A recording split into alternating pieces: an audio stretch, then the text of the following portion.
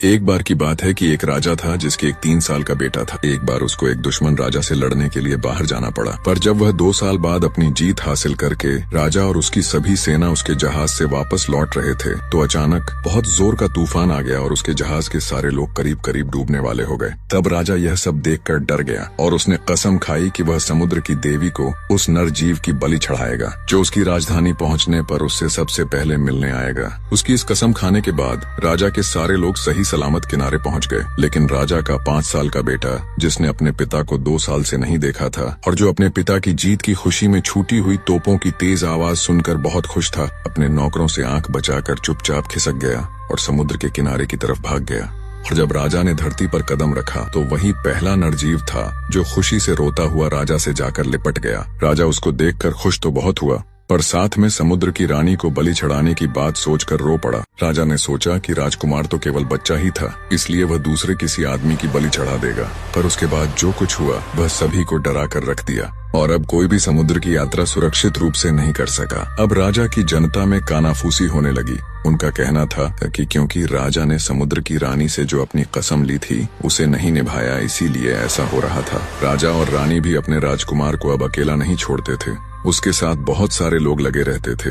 हालांकि राजकुमार की जहाज में जाने की इच्छा तो बहुत रहती थी, पर जहाज में तो अब उसको घुसने ही नहीं दिया जाता था। कुछ साल बाद वे सब समुद्र की रानी को भूल गए। जब राजकुमार 10 साल का हुआ तो उसका एक छोटा भाई आया। कुछ ही दिनों में बड़ा राजकुमार अपने और कई दूसरे कुलीन लोगों के साथ इधर उधर घूमने लगा। एक दिन गर्मी के मौसम में जब मौसम बहुत साफ था तो वह घूमते घूमते अपने शाही बागीचे के आखिरी किनारे तक आया जो समुद्र के किनारे के पास ही था। तभी अचानक बहुत जोर का बादल छा गया और जितना अचानक वह आया था उतना अचानक वह गायब भी हो गया। लेकिन जब वह बादल गायब हुआ तो राजकुमार भी वहाँ से गायब हो गया था, वह कहीं भी दिखाई नहीं दे रहा था। जब बाद में भी राजकुमार वापस नहीं लौटा तो इससे राजा, रानी और जनता सभी बहुत दुखी हुए। इस बीच छोटा राजकुमार जो अब राजगद्दी का अकेला वारिस था बड़ा होता रहा। जब वह 16 साल का हुआ तो राजा ने सोचा कि अब उसकी शादी कर दी जाए। अब क्योंकि राजा और रानी अपने मरने से पहले उसकी शादी एक ऐसे ताकतवर राजा की बेटी से करने की सोच रहे थे जिसके वे अधीन थे। ये ध्यान में रखते हुए राजा ने चिट्ठियां और अपने दूत दूर देशों में भेजे। जब यह सब तय हो रहा था तो ऐसा कहा जाने लगा कि समुद्र का किनारा कुछ डरावना हो गया। बहुत सारे लोगों ने वहाँ रोने की आवाजें सुनी और जो कोई भी शाम को वहाँ गया तो वह बीमार हो गया। आखिर लोगों ने वहाँ रात के 11 बजे के बाद जाना बंद कर दिया क्योंकि रात में वहाँ समुद्र से रोने चिल्लाने की आवाज आती थी। पहला बेटा पहले शादी। फिर जब भी कभी कोई उसके पास तक गया तो वह बस अपनी जान हथेली पर रख कर ही गया। आखिर ये शिकायतें राजा के पास पहुँची। उसने अपने सलाहकारों को बुलाया और यह तय किया गया कि इस बारे में किसी अक्लमंद स्त्री से सलाह लेनी चाहिए। जब वह अक्लमंद स्त्री राजा के पास लाई गई तो उसने बताया कि यह आवाजें लगाने वाला वह राजकुमार था जो समुद्र में ले जाया गया था। अब अगर वे उसके लिए कोई नौजवान कुलीन सुंदर सी दुल्हन ढूंढ लेंगे जो 15 साल से कम की न हो और 17 साल से बड़ी न हो तो ये आवाजें आनी बंद हो जाएंगी। अब यह तो एक बड़ी उलझन थी क्योंकि कोई भी अपनी बेटी समुद्र के राजा को देने के लिए तैयार नहीं था। फिर भी जब रोने चिल्लाने में कोई कमी नहीं हुई तो उस अक्लमंद स्त्री ने कहा कि पहले समुद्र के किनारे एक छोटा सा घर बनवाना ठीक रहेगा, तब शायद ये परेशानियां दूर हो जाएं। उसने यह भी कहा कि जब वह मकान बन रहा होगा तो किसी भी हालत में कोई भी चीज उनको नहीं डराएगी। सो शुरू में 4 आदमी काम पर लगाए गए। उन्होंने वहाँ पर जगह तैयार की, फिर पत्थर की नींव रखी और फिर बाद में एक छोटा सा घर बनाया जिसमें केवल 2 बहुत सुंदर कमरे थे, एक के पीछे एक और जिनका फर्श बहुत सुंदर था। घर बड़ी सावधानी से बनाया गया था। शाही घर बनाने वाले ने खुद ये घर अपनी निगरानी खड़े रहकर बनवाया था ताकि हर चीज ठीक और सही हो। जब यह मकान बन रहा था तो कोई भी अनजानी आवाज सुनाई नहीं दी और हर आदमी समुद्र के किनारे शांति से आता जाता रहा। जब वह मकान बनकर तैयार हो गया तो राज्य के सबसे अच्छे बढ़ई बुलवाए गए और उन्होंने उसमें काम करना शुरू कर दिया।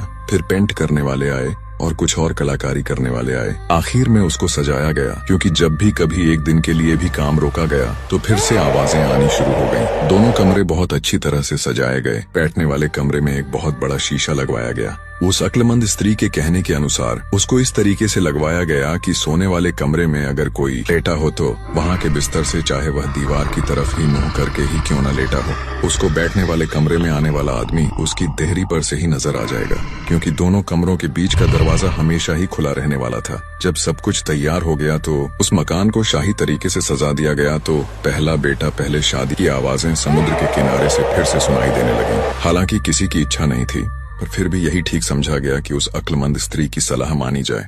15 से 17 साल तक के बीच की उम्र की 3 लड़कियां जो राज्य के बहुत कुलीन घरों से आती थीं, महल ले आई गईं जैसे कि वे शाही खून वाली हों। फिर उनको एक एक करके उस समुद्र वाले घर में ले जाया जाए, क्योंकि अगर उनमें से एक भी समुद्र के राजकुमार को पसंद आ गई, तब समुद्र से जो शोर आदि आता था वह यकीनन खत्म हो जाएगा। इस बीच छोटे राजकुमार की शादी की बात चलती रही। जिससे उसकी शादी होने को थी, वह दुल्हन जल्दी ही वहां आने वाली थी। समुद्र के राजकुमार के लिए भी लड़कियां चुनी गईं। वे तीनों चुनी हुई लड़कियां और उनके माता पिता दोनों ही उनकी किस्मत पर बहुत दुखी थे। कोई उनको तसल्ली नहीं दे पा रहा था। उनसे यह कहना भी कि उनकी तीनों बेटियों को राजकुमारी की तरह से ही रखा जाएगा, फिर भी उनको कोई तसल्ली नहीं दे पा रहा था। वे सोचते रहे कि उनके साथ कुछ और भी बुरा होने वाला है। पहली लड़की जिसको पहले दिन समुद्र के पास वाले महल में सोना था, उन तीनों में सबसे बड़ी थी। जब उसने अक्लमंद स्त्री से बात की और उससे उसकी सलाह मांगी, तो उसने उससे कहा कि वह अपने सुंदर बिस्तर पर आराम से सोए, पर अपना चेहरा दीवार की तरफ करके ही लेटे। किसी भी हालत में उत्सुकता से पीछे की तरफ न देखे कि देखूं कि पीछे क्या हो रहा है। रात को 10 बजे दुल्हन को बड़ी शान शौकत के साथ उस मकान में ले जाया गया।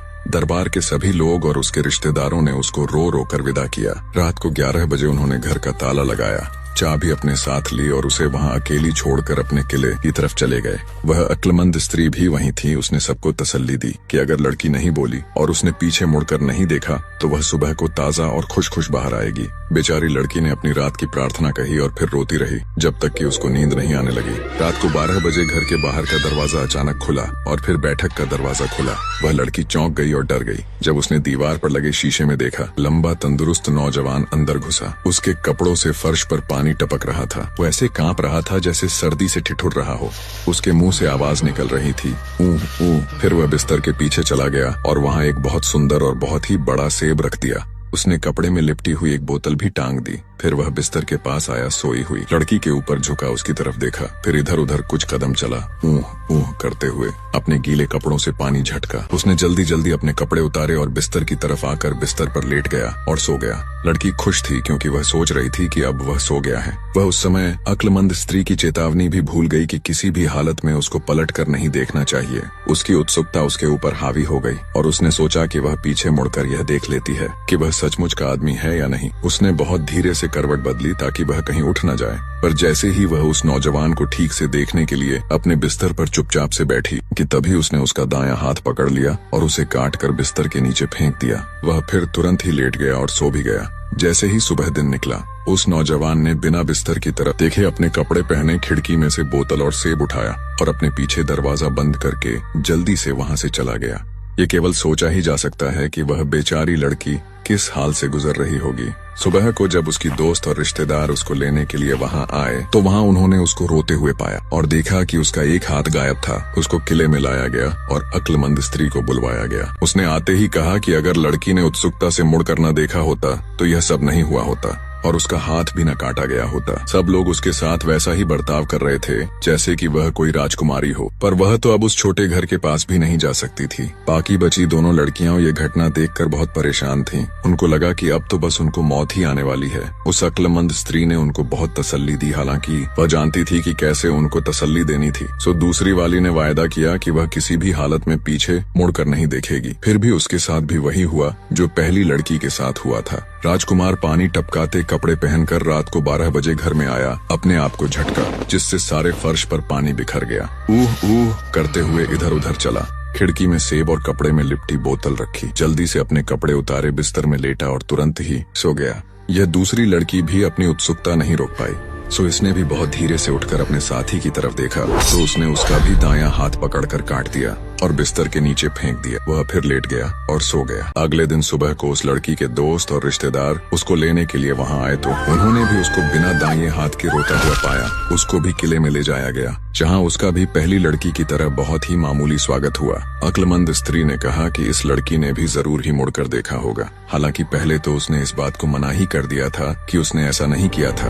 अब सबसे छोटी, सबसे प्यारी और सबसे सुंदर लड़की की बारी थी समुद्री मकान में जाने की। सो वह भी बहुत सारे रोते हुए लोगों के बीच समुद्री मकान में ले जाई गई। अक्लमंद स्त्री भी उसके साथ थी। उसने उससे बहुत मिन्नतें की कि वह किसी भी हाल में मुड़कर न देखे, क्योंकि इस जादू का और कोई भी तोड़ नहीं था। लड़की ने कहा कि वह उसकी बात ध्यान रखेगी और साथ में यह भी कहा कि वह भगवान से प्रार्थना करेगी कि वह उसकी उत्सुकता को शांत रखे। जैसा पहले हुआ था वैसा ही उस दिन भी हुआ।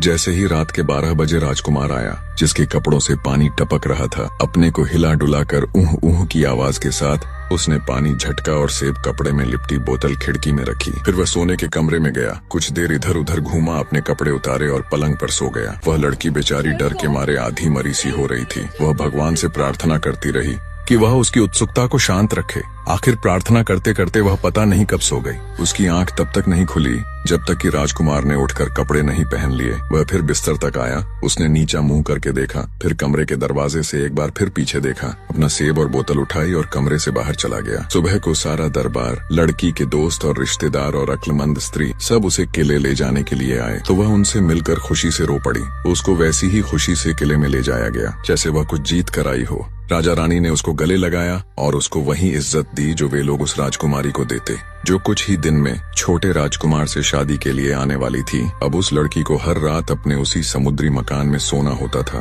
हर शाम राजकुमार अपने सेब और बोतल के साथ आता था और हर सुबह चला जाता था। पर लड़की को ऐसा लगता था कि हर आने वाली शाम और सुबह राजकुमार उसको पहली रात से ज्यादा देर देखता था, जबकि वह बेचारी तो डरी डरी से दीवार की तरफ मुंह किए पड़ी रहती थी। उसकी उससे ज्यादा देखने की हिम्मत ही नहीं होती जितना कि उसको उसका शीशा दिखाता। वह केवल उसका आना और जाना ही देख पाती।